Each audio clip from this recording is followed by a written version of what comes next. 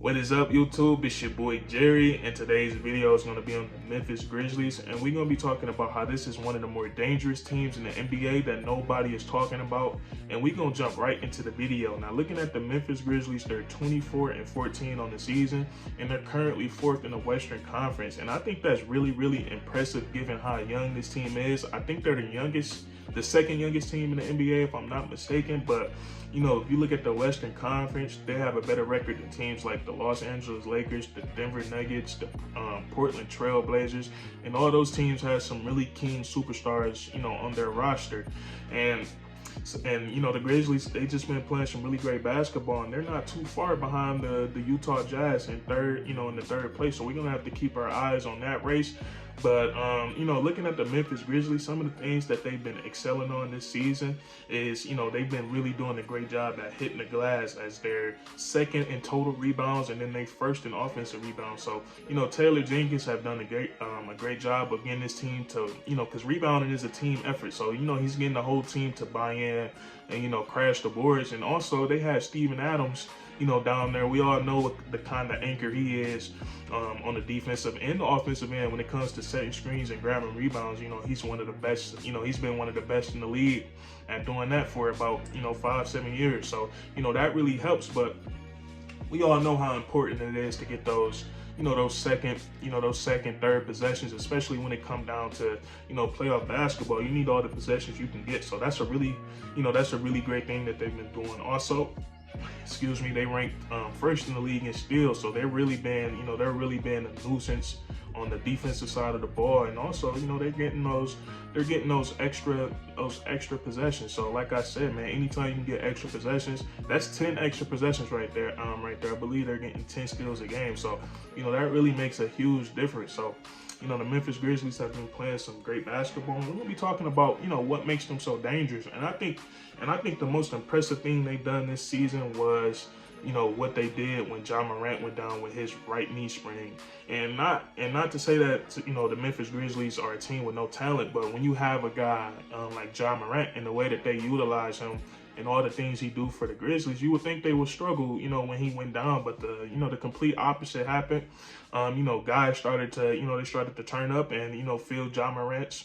They started to fill his shoes, man. Everybody chipped in to, you know, to help that loss. And they played some great basketball when he was down. You got to give props to Taylor Jenkins for that.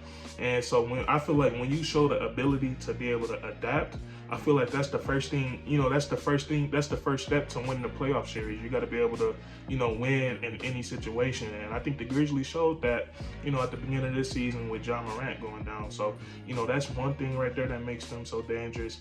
And then, you know, how can I talk about what makes them dangerous without talking about the man himself, Ja Morant?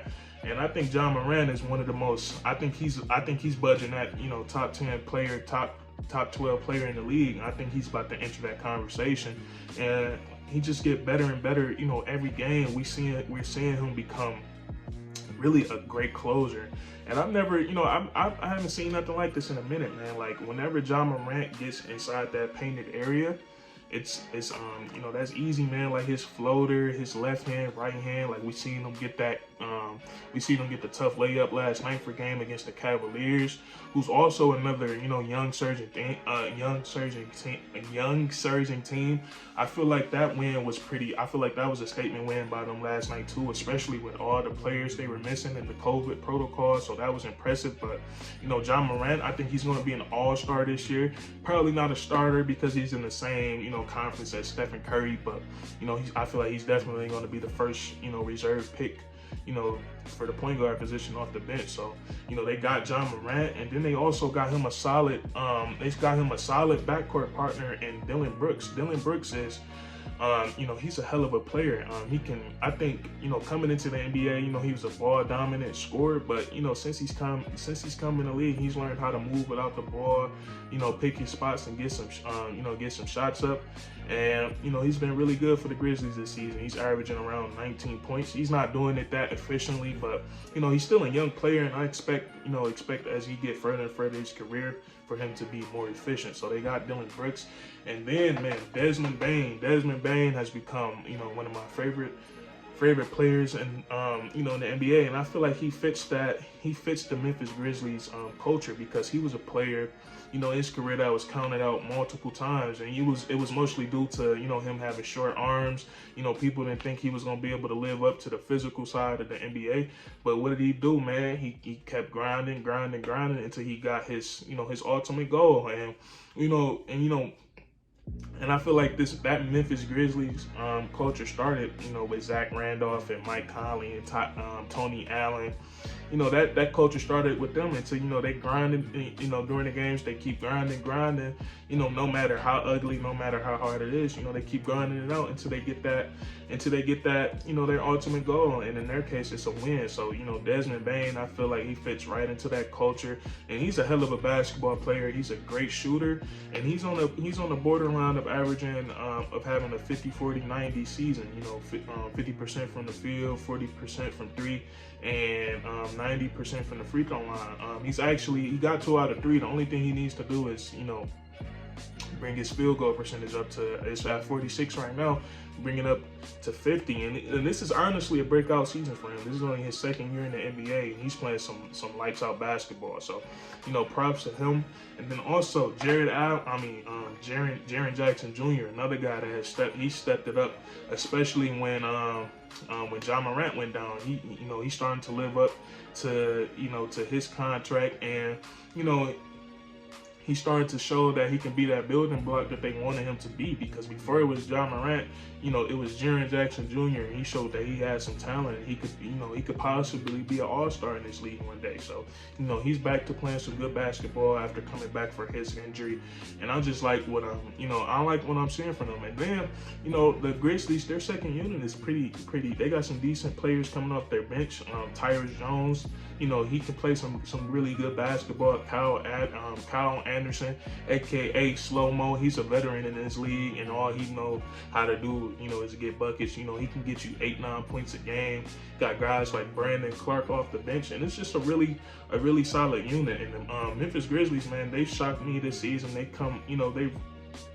made the playoffs this year. I mean, not this year, but last year. But, you know, I would say this is shocking, man, for them to be 24-14. And I can't think of the Utah Jazz record right now, but I was looking at it, and I know they're not that far from the Jazz, but they've been really impressive, man.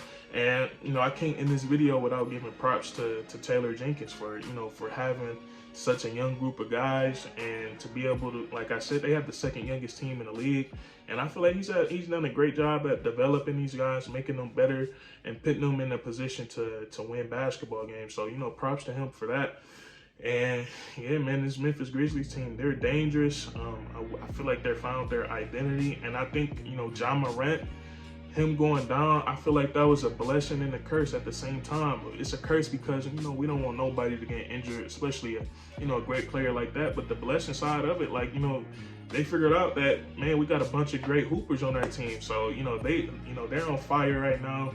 They just beat the Cavaliers. They beat the Lakers the other night with Ja Morant having a really crazy career night. So we're gonna see what the Memphis Grizzlies do for this season. We're gonna see if they can catch the Jazz and catch the Suns and the Warriors, who knows. But hey, man, that's going to be it for this video, man. If you enjoyed, leave a like, comment down below. You know, if you disagree, agree on this video with me on this video, and then subscribe for more weekly content. You know, we do this all the time. We do this every week. So subscribe, man. Subscribe for more NBA content. And that's curtains.